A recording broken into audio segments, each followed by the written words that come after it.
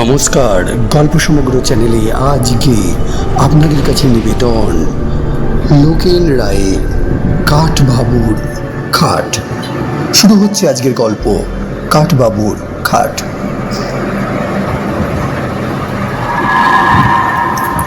আপনার কোনো চিন্তা নেই রায়বাবু, আমি থাকি বা না থাকি আপনার অসুবিধা হলে সুবোধকে বলবেন, একমাত্র বাঘের দুধ ছাড়া সব কিছুই যোগান দিয়ে যাবে বলে অমায়িক হাসি হাসলেন কাঠবাবু। না না না না, আপনি অত ব্যস্ত হবেন না। প্রথম দুই একদিন হয়তো অসুবিধা হবে, তারপর চেনা জানা হয়ে গেলে সব কিছু ঠিকঠাক হয়ে যাবে, বুঝলেন মশাই? এ ব্যবসা আমার ভালো লাগে না, তবে ছাড়তেও ইচ্ছে করে না। খুব কষ্ট করে দাঁড় করেছি। কাঠের এই ব্যবসা বড্ড খারাপ। গাছ কাটা, অনর্থক প্রাণ নেওয়া বুঝি সব, কিন্তু সেরকম সুযোগও পাচ্ছি না যে ব্যবসাটা তুলে দেব।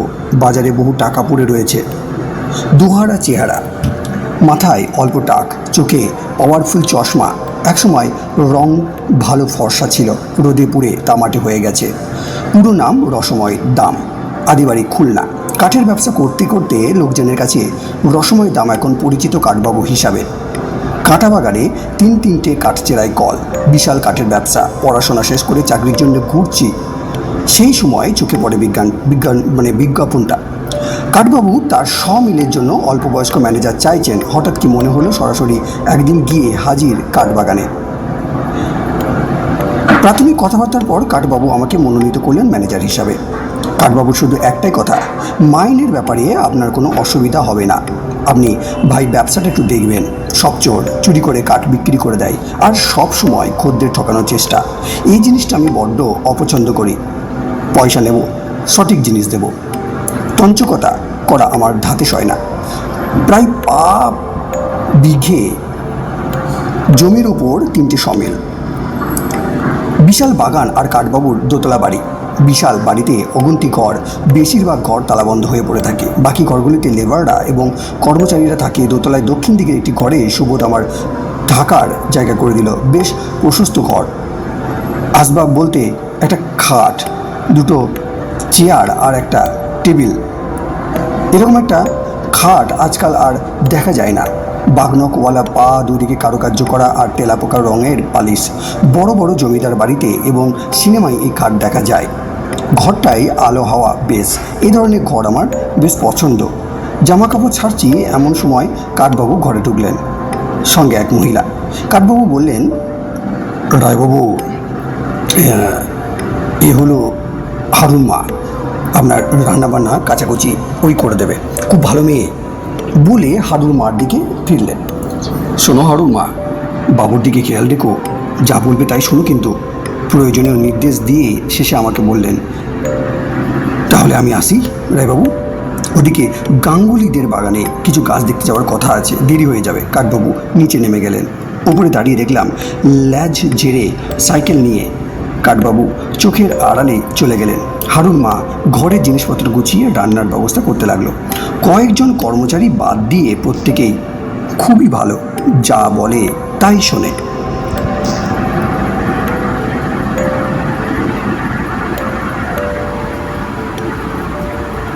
কাঠের ব্যাপারটা ভালো বুঝি না। কার্তিক বলে একজন কর্মচারী আছে, অল্প বয়সী ছেলে, প্রত্যেকটা ব্যাপারে সাহায্য করে, ফাঁকি দেওয়ার জো নেই। আর কোনো অসুবিধা হলেই সুবোধকে ডাকলেই ভূতের মতো এসে হাজির হয়। কাঠবাবুকে সারাদিন খুঁজে পাওয়া যায় না। হয়তো বনে বাজারে ঘুরে ঘুরে গাছ দিকে বেড়ান, না হলে কোনো কীর্তনে আসলে কাটিয়ে দেন।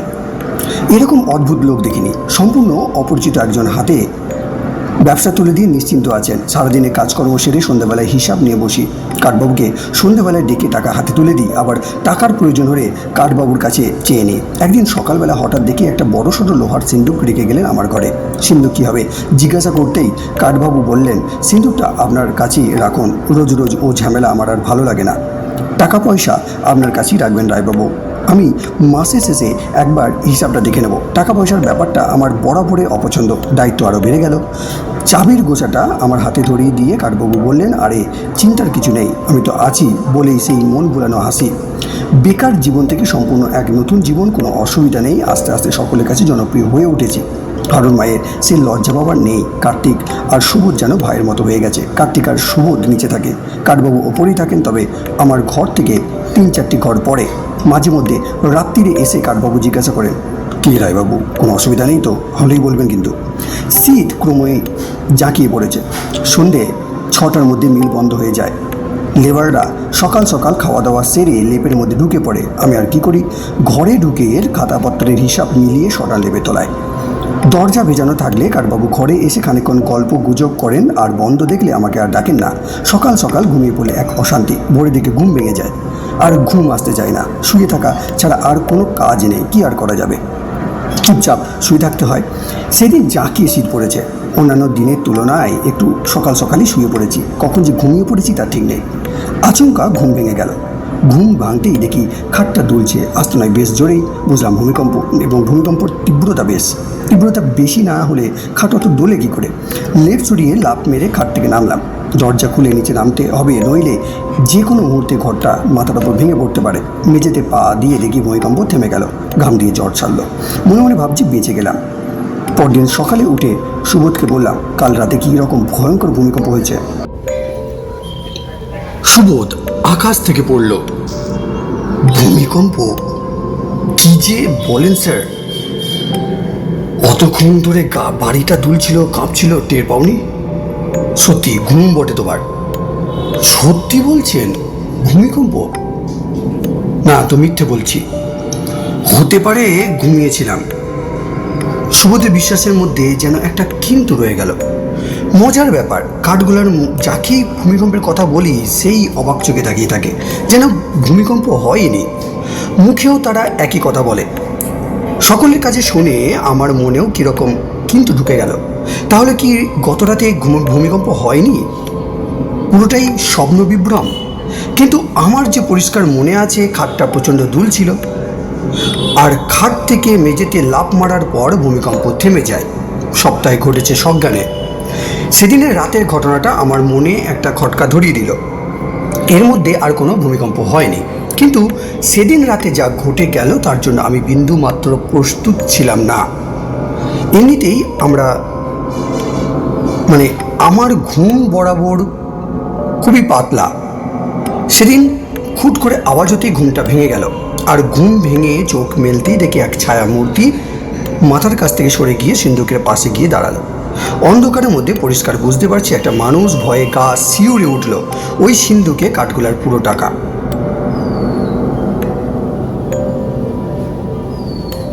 তাহলে কি কেউ টাকা সরাতে এসেছে?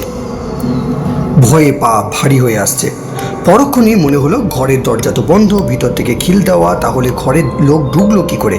আমি যতক্ষণ জেগেছিলাম ততক্ষণ কেউ ঘরে ঢোকেনি। তাহলে কি আগে থেকে কেউ ঢুকে খাটের তলায় চুপ করে বসেছিল? আমি ঘুমানোর পর তবে রে বেটা বলেই নন্দী ডাকাত ভদ্রলোকের ঘাড়ে রামদা দিয়ে মারলো এক কোপ। সঙ্গে দেহটা থেকে মাথাটা বিচ্ছিন্ন হয়ে গেল। ফিনকি দিয়ে রক্তের ফোয়ারা ছুটল আকাশের দিকে। কিন্তু কি আশ্চর্য ব্যাপার, দেহ থেকে মাথাটা আলাদা হয়ে মাটিতে কিন্তু পুড়ল না। শূন্যে কয়েক মিনিট ভেসে রইল। তারপর বন বন করে চরকির মতো ঘুরতে ঘুরতে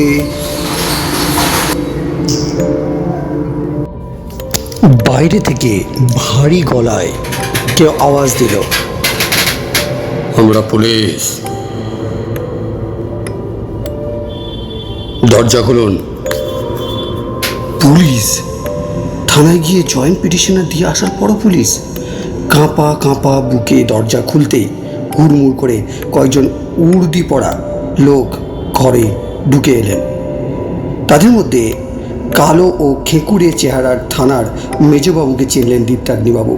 বিকেলে শিবাংশুর সঙ্গে থানায় গিয়ে তার হাতেই পিটিশন দিয়ে এসেছেন তারা।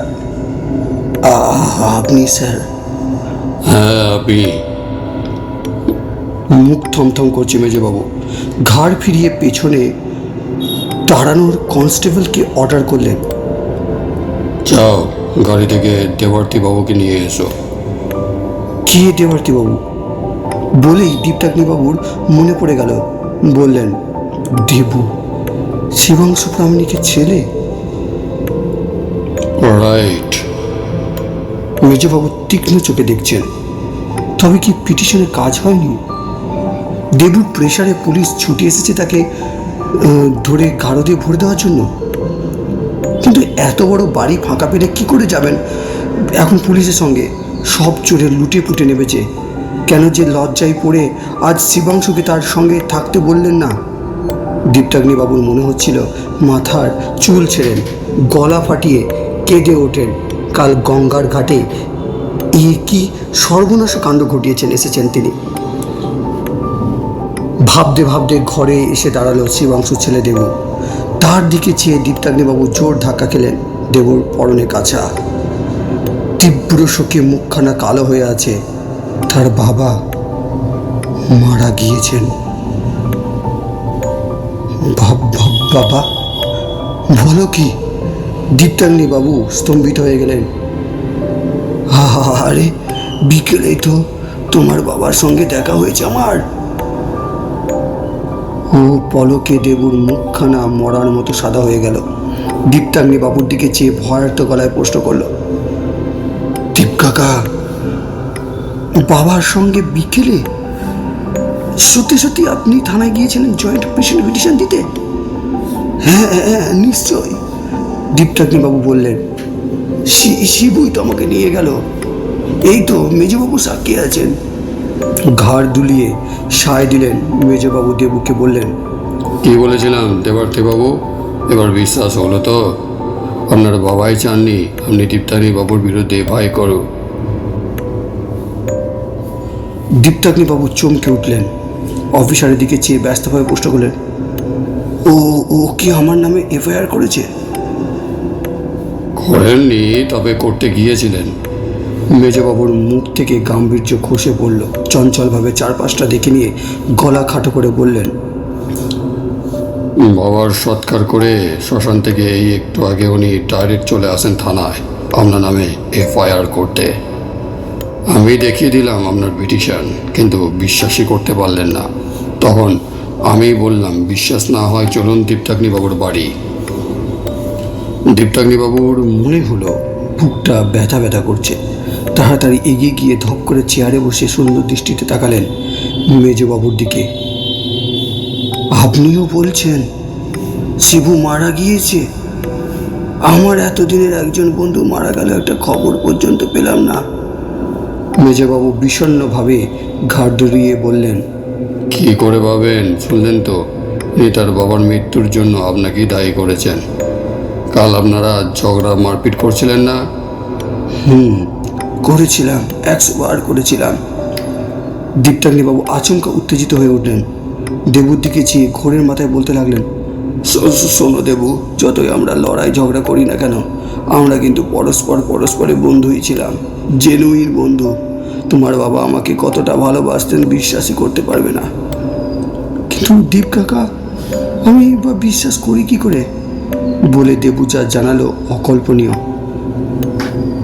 কাল গঙ্গার ঘাটে দীপ্তাগ্নিবাবুর সঙ্গে ঝগড়ার ঘটনার পরই বাড়ি ফিরে মাঝরাতে শিবাংশুবাবু অসুস্থ হয়ে পড়েন। সকালে টের পেয়ে দেবুরা তাকে নার্সিংহোমে শিফট করে, কিন্তু লাভ হয় না। দুপুর 3টে নাগাদ শিবাংশু মারা যান। যে মানুষটা দুপুর 3টেয় মারা যান, তিনি বিকেলে দীপ কাকার সঙ্গে থানায় যান কি করে? ভয়ে বিস্ময়ে চেয়ার থেকে যেন ছিটকে পড়ে যাবেন বলে মনে হলো দীপ্তাগ্নিবাবুর। চিৎকার করে উঠলেন, দুপুর 3টে? আজ দুপুর 3টে? ঘাড় নেড়ে সায় দিয়ে দেবু এক চোখ অবিশ্বাস নিয়ে বিস্ফারিত চোখে চেয়ে রইল। দীপাগ্নি বাবুও চেয়ে আছেন। চেয়ে থাকতে থাকতে হঠাৎ তার মনে হলো সিনিয়র সিটিজেন বন্ধুর দয়ায় থানা যখন এফআইআর নেয়নি, বাড়ি ফেলে রাত বিরেতে পুলিশের সঙ্গে যেতে হবে না, বাড়িতেই থাকতে হবে তাকে। কিন্তু ঘটনা হলো, আজ বাড়িতে গিন্নি নেই, ফাঁকা বাড়িতে। এরপর তার রাতটা কাটবে কি করে? পুরনো দিনের মতো জেনুইন বন্ধুর সঙ্গে তাস খেলে? আস্তে আস্তে দীপ্তাগ্নিবাবুর চোখ দুটো স্থির হয়ে এলো। শেষ হলো আজকের সমগ্র পর্ব, জেনুইন বন্ধু।